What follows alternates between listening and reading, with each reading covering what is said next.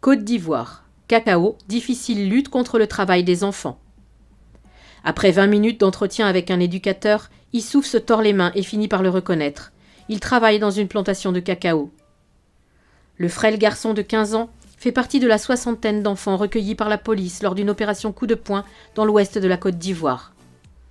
Largement médiatisée, cette opération Nawa 2, menée début mai dans la région de Soubré à 400 km à l'ouest d'Abidjan, la grande zone cacaoyère du pays, vise à convaincre que les autorités ivoiriennes agissent contre le travail des enfants dans le cacao, un fléau dénoncé par les ONG internationales depuis 20 ans.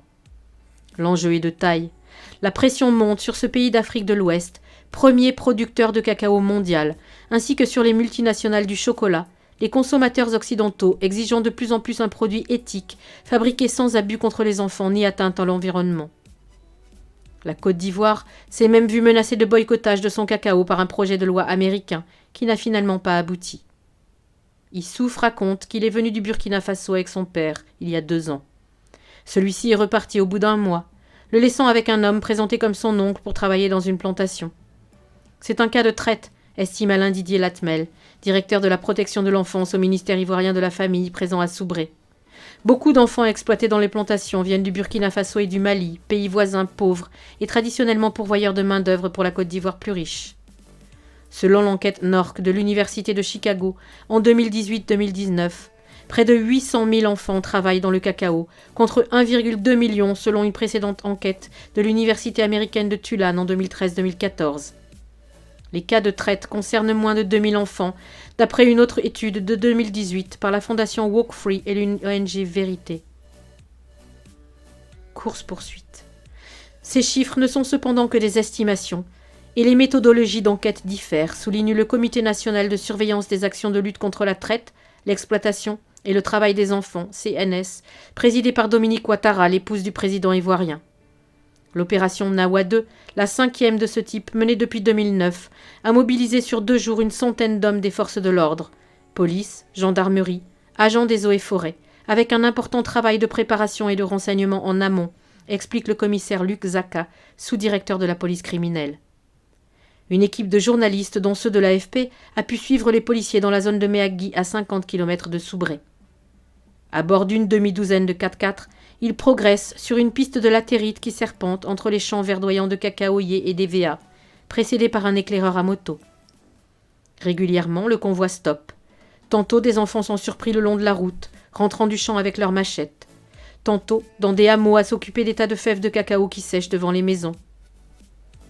Les policiers sillonnent aussi les champs pour débusquer des enfants dans les plantations, certains ne se laissant prendre qu'après des courses-poursuites. Au bout de 4 heures d'intervention, une douzaine d'enfants et adolescents ont été recueillis. Ils sont emmenés au centre d'accueil pour enfants de Soubré, ouvert en 2018, où, comme Issouf, ils seront écoutés et sensibilisés par des éducateurs et des psychologues. Des parents viendront les chercher le lendemain, après un dialogue avec la police et les responsables du centre. Dans les cas graves, maltraitance ou travail forcé, les enfants, généralement analphabètes, restent au centre quelques mois.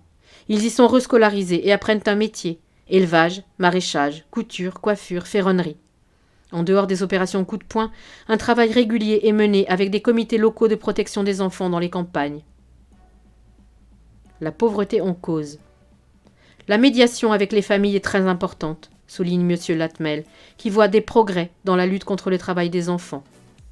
Selon l'enquête NORC, le taux de scolarisation des enfants dans les familles de cacaoculteurs s'est beaucoup amélioré, passant de 59% en 2008-2009 à 85% en 2018-2019. Cependant, selon l'étude de 2020 du Conseil Café Cacao Ivoirien, CCCI, l'organisme public qui gère ces filières, seulement 71% des enfants de 5 à 17 ans sont inscrits à l'école. Environ 2000 enfants ont été retirés des plantations de cacao depuis 2019, dont 200 sont restés au centre d'accueil de Soubré, selon le CNS de Mme Ouattara. Côté répression, la Côte d'Ivoire s'est dotée d'un arsenal juridique ces 10 dernières années, souligne le procureur de Soubré, Alexandre Koné, avec des amendes et des peines de prison allant de quelques mois jusqu'à la perpétuité pour l'esclavage d'un mineur de moins de 10 ans. Quelques 300 personnes ont été condamnées pour trafic d'enfants, parmi environ 600 personnes déférées devant la justice entre 2012 et 2020, selon le CNS. Mais un seul procès a été mené depuis le début de l'année au tribunal de Soubré, reconnaît le procureur. un trafiquant d'enfants condamné à 10 ans de prison. Pour Kwasi Kwaku Frank, 25 ans, un habitant du hameau d'Issakro, rencontré par l'AFP lors de l'opération, les enfants doivent aller à l'école, mais si les parents n'ont pas les moyens, alors les enfants restent là à travailler. Un constat partagé par M. Latmel. La pauvreté est la principale cause du travail et de la traite des enfants. Selon la Banque mondiale, plus de la moitié des 5 à 6 millions de personnes qui vivent du cacao subsistent sous le seuil de pauvreté en Côte d'Ivoire. Source afrique-lalibre.be